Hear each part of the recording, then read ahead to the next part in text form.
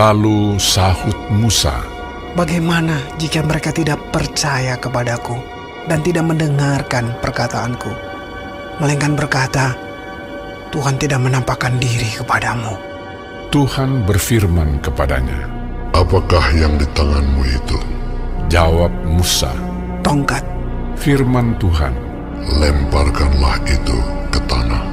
Dan ketika dilemparkannya ke tanah, maka tongkat itu menjadi ular, sehingga Musa lari meninggalkannya. Tetapi firman Tuhan kepada Musa, Ulurkanlah tanganmu dan peganglah ekornya. Musa mengulurkan tangannya, ditangkapnya ular itu, lalu menjadi tongkat di tangannya.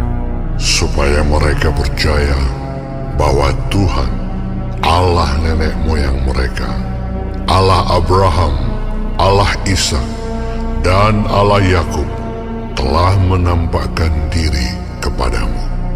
Lagi firman Tuhan kepadanya, Masukkanlah tanganmu ke dalam bajumu. dimasukkannya tangannya ke dalam bajunya, dan setelah ditariknya keluar, maka tangannya kena kusta putih seperti salju.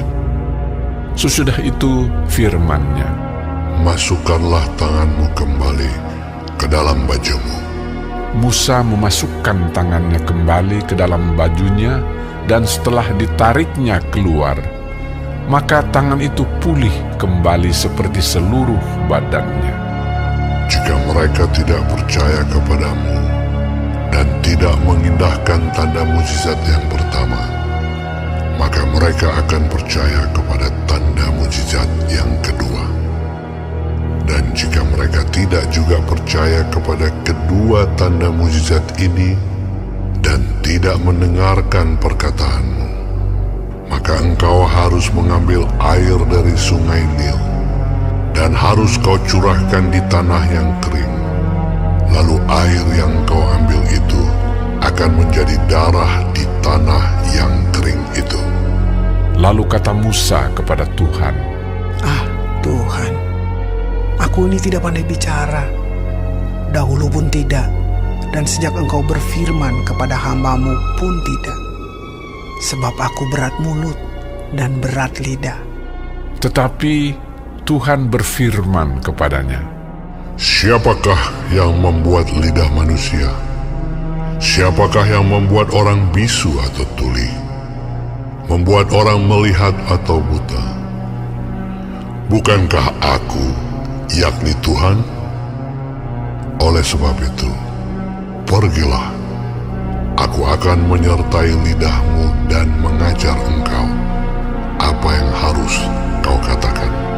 Tetapi Musa berkata, "Ah, Tuhan, utuslah kiranya siapa saja yang patut kau utus." Maka bangkitlah murka Tuhan terhadap Musa, dan ia berfirman, Bukankah di situ Harun, orang Lewi itu kakakmu? Aku tahu bahwa ia pandai bicara. Lagi pula ia telah berangkat menjumpai engkau. Dan apabila ia melihat engkau, ia akan bersuka cita dalam hatinya. Maka engkau harus berbicara kepadanya dan menaruh perkataan itu ke dalam mulutnya. Aku akan menyertai lidahmu dan lidahnya, dan mengajarkan kepada kamu apa yang harus kamu lakukan. Ia harus berbicara bagimu kepada bangsa itu.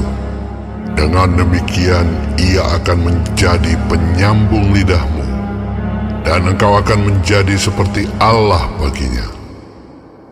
Dan bawalah tongkat ini di tanganmu, yang harus kau pakai untuk membuat tanda-tanda mujizat.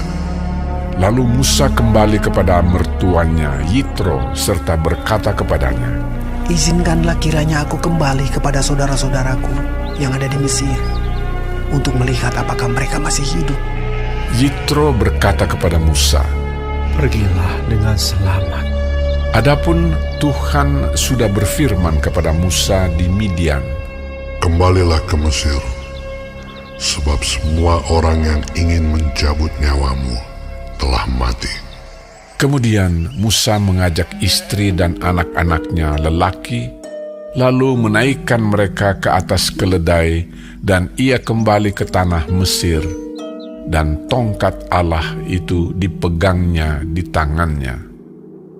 Firman Tuhan kepada Musa, Pada waktu engkau hendak kembali ini ke Mesir, ingatlah, supaya segala mujizat yang telah kuserahkan ke dalam tanganmu, kau perbuat di depan Firaun. Tetapi aku akan mengeraskan hatinya, sehingga ia tidak membiarkan bangsa itu pergi. Maka engkau harus berkata kepada Firaun, beginilah firman Tuhan, Israel ialah anakku, anakku yang sulung. Sebab itu aku berfirman kepadamu, biarkanlah anakku itu pergi, supaya ia beribadah kepadaku. Tetapi jika engkau menolak membiarkannya pergi, maka aku akan membunuh anakmu, anakmu yang sulung. tetapi di tengah jalan, di suatu tempat bermalam, Tuhan bertemu dengan Musa dan berikhtiar untuk membunuhnya. Lalu Zipora mengambil pisau batu, dipotongnya kulit katan anaknya, kemudian disentuhnya dengan kulit itu kaki Musa sambil berkata, Sesungguhnya engkau pengantin darah bagiku. Lalu Tuhan membiarkan Musa, pengantin darah, kata Zipora waktu itu karena mengingat sunat itu. Berfirmanlah Tuhan kepada Harun, Pergilah ke padang gurun menjumpai Musa. Ia pergi dan bertemu dengan dia di gunung Allah, lalu menciumnya. Kemudian Musa memberitahukan kepada Harun segala firman Tuhan yang disuruhkannya kepadanya untuk disampaikan dan segala tanda mujizat yang diperintahkannya kepadanya untuk dibuat. Lalu pergilah Musa beserta Harun, dan mereka mengumpulkan semua tua-tua Israel. Harun mengucapkan segala firman yang telah diucapkan Tuhan kepada Musa, serta membuat di depan bangsa itu tanda-tanda mujizat itu. Lalu percayalah bangsa itu, dan ketika mereka mendengar bahwa Tuhan telah mengindahkan orang Israel dan telah melihat kesengsaraan mereka, maka berlututlah mereka dan sujud menyembah.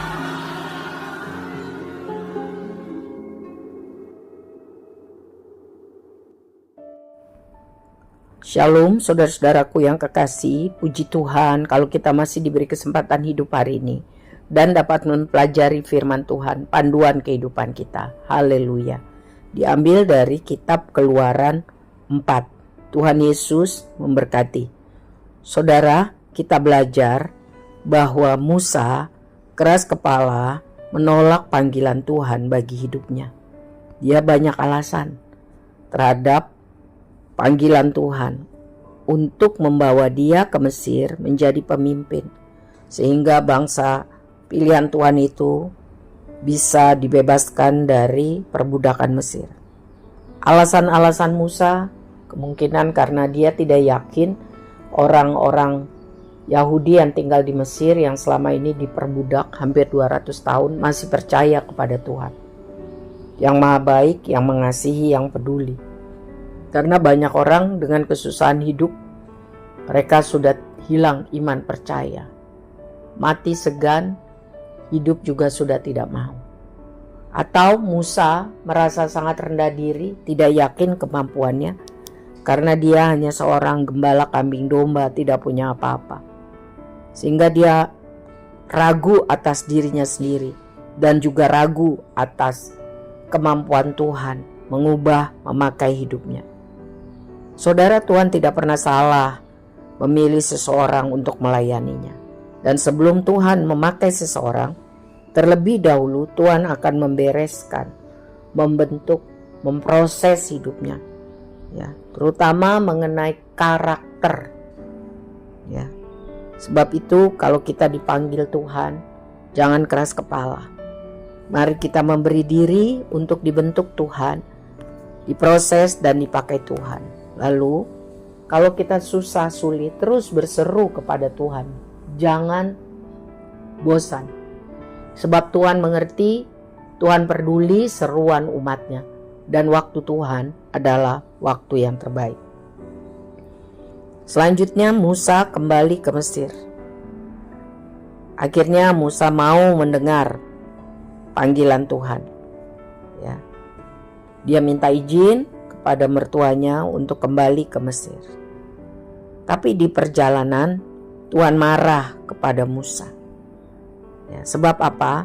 Sebab ia tidak melaksanakan tanggung jawabnya sebagai orang tua untuk memperkenalkan anaknya tentang Tuhan, agar anaknya juga menggenapi melaksanakan kehendak Tuhan. Jadi kewajiban orang tua untuk mengajar, mendidik anak-anaknya untuk hidup takut mengenal Tuhan. Saat itu tanda sunat pada umur 8 hari bagi setiap anak laki-laki orang Yahudi itu adalah perintah, ya. Jadi karena anaknya Musa tidak disunat, berarti Musa tidak taat melakukan perintah Tuhan. Ya, mungkin dia keras kepala, mungkin dia tidak peduli, mungkin dia lupa. Ya. Lalu istrinya, puji Tuhan, menolong dia, ya, sehingga menyunatkan anaknya, sehingga Musa masih diberi kesempatan kedua untuk hidup, menjalankan panggilan Tuhan. Jadi jangan anggap remeh kasih setia kepanjang sabaran Tuhan. Ya. Jangan anggap enteng. Mari kita hidup dalam pertobatan dan ketaatan kepada firman-Nya. Saat ini mungkin dapat disamakan dengan kewajiban orang tua untuk memperkenalkan anak-anaknya kepada Tuhan. Setia beribadah, ya, memberi diri dibaptis. Jadi itu tanggung jawab orang tua, bukan hanya memberi makanan dan minuman sekolah, tetapi juga kewajiban-kewajiban rohani. Mari sebagai orang tua kita menjadi pelaku firman dan teladan rohani bagi anak-anak kita. Mari kita menghargai kesabaran kasih karunia Tuhan dengan hidup taat dan setia. Jangan anggap kebaikan kesabaran Tuhan itu enteng. Ya. Ingat, ada batasnya. Karena itu, mari sungguh-sungguh hargai kasih setia Tuhan. Tuhan Yesus memberkati.